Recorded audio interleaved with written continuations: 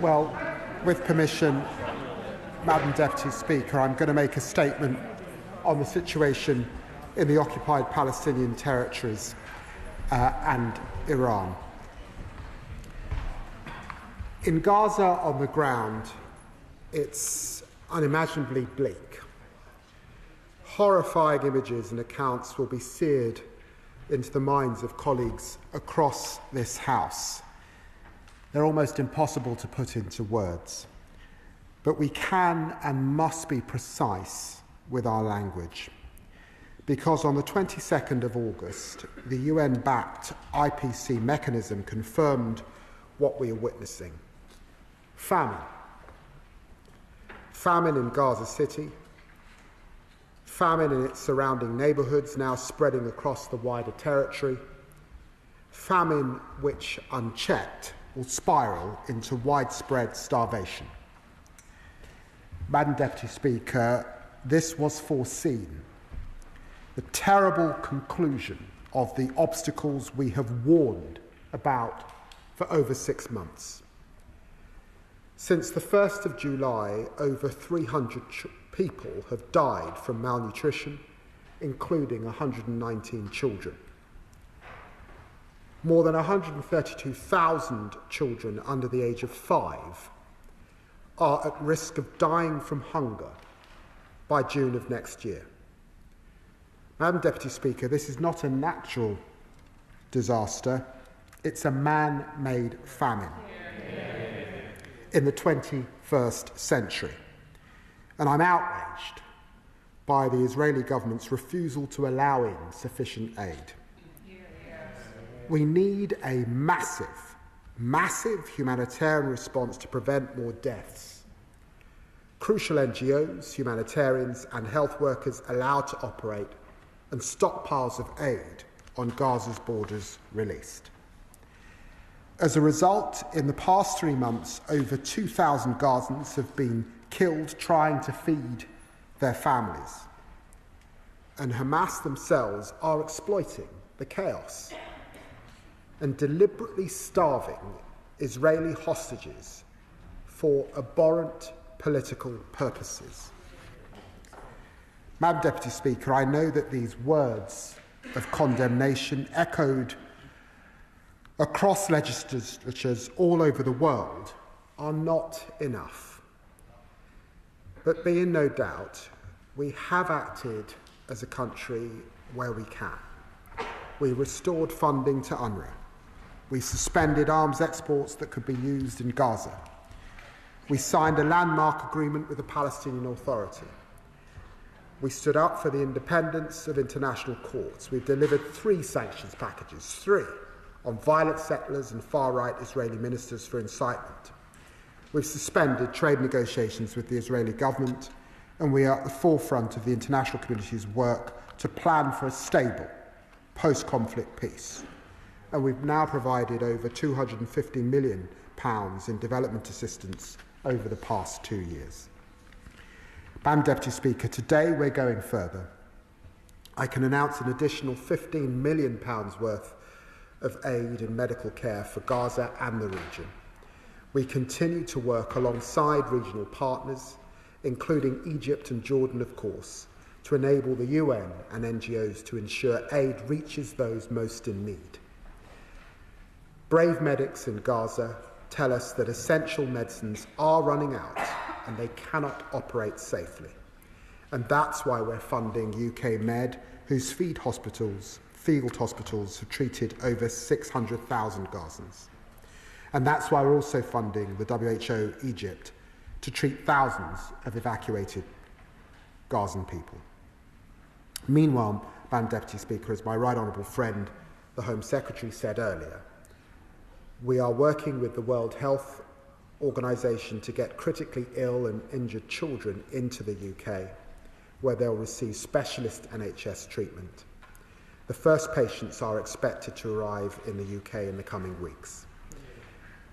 And we're extracting people from a war zone, of course, that is complex and dangerous. It relies entirely on Israeli permissions, and I'm pressing the Israeli government for this to happen as quickly as possible.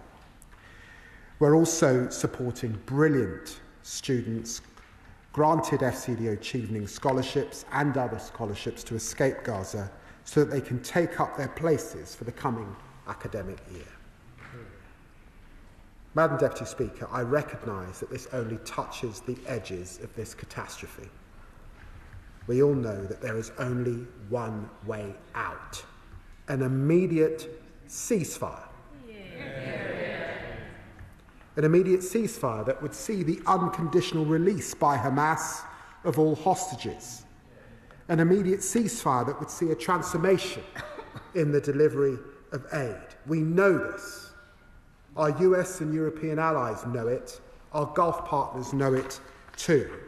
And I'm working night and day with them to deliver a ceasefire and a wider political process to deliver long-term peace. To make a ceasefire last, we need a monitoring mechanism, we need the disarmament of Hamas, we need a new governance framework for Gaza. This is the focus of our intense diplomacy in the region. In contrast, further military operations in Gaza City will only prolong and deepen this crisis. So together with our partners, we demand an immediate halt to this operation. Each week brings new horrors. Last week's double strike on Nasser Hospital, one of Gaza's last remaining major health facilities, killed 20 people, including 5 journalists.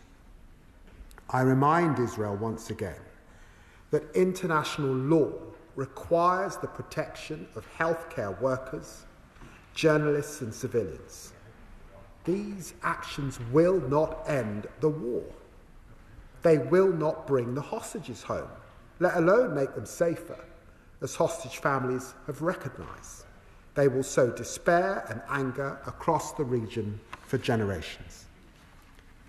And Madam Deputy Speaker, in the West Bank, the Israeli government is tightening its stranglehold on the Palestinian economy and continues to approve illegal settlement construction, just recently in the E1 area east of Jerusalem. This would erect a physical barrier to the contiguous Palestinian state, and it must not happen.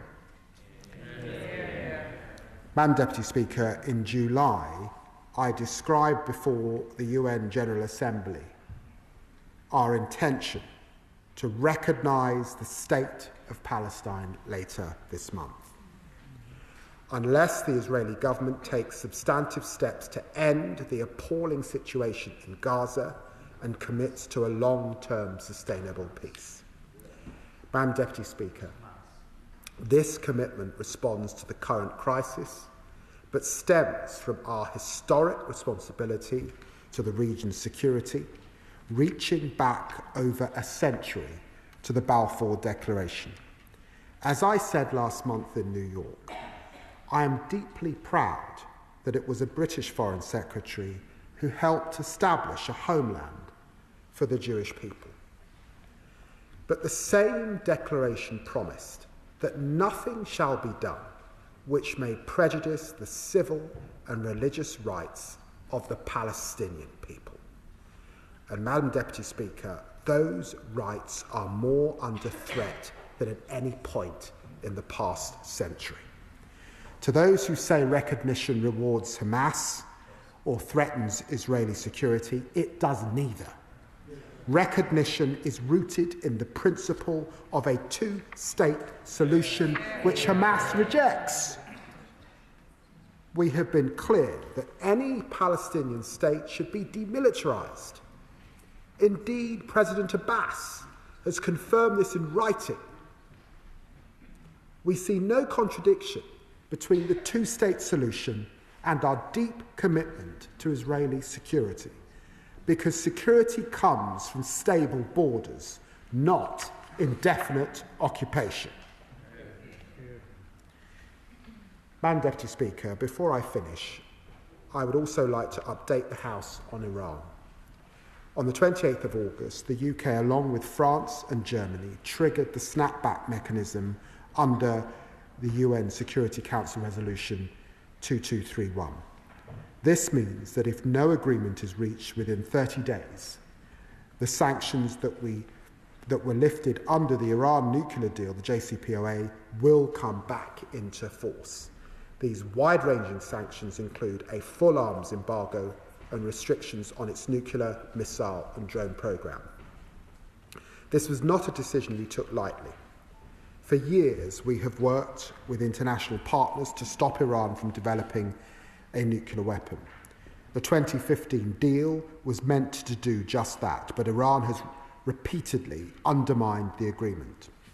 Iran's stockpile of enriched uranium is now 40 times over the limit that was set by the JCPOA.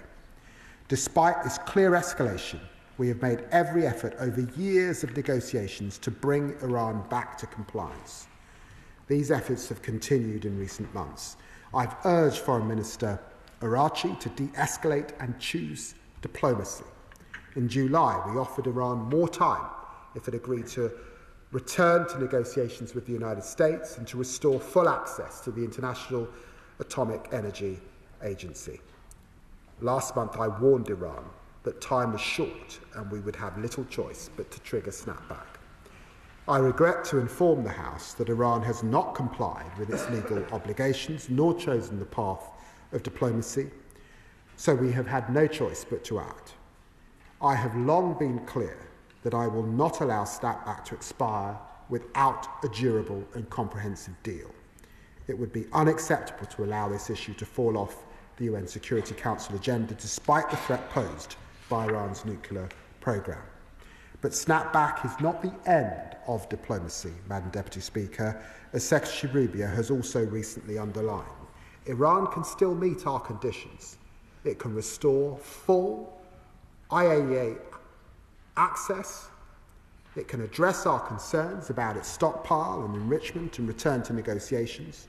Alongside our partners, I will continue to urge Iran to choose this path. Madam Deputy Speaker, in the worst of times, this government will continue to take all the steps that we can to alleviate suffering, to help bring regional conflict to an end, to create the conditions for long-term peace and security. We will not rest until there is a ceasefire in Gaza. The hostages are returned. A flood of aid reaches those in desperate need, and despite the obstacles before us, we will work with partners to preserve the two-state solution. I commend this statement to the House.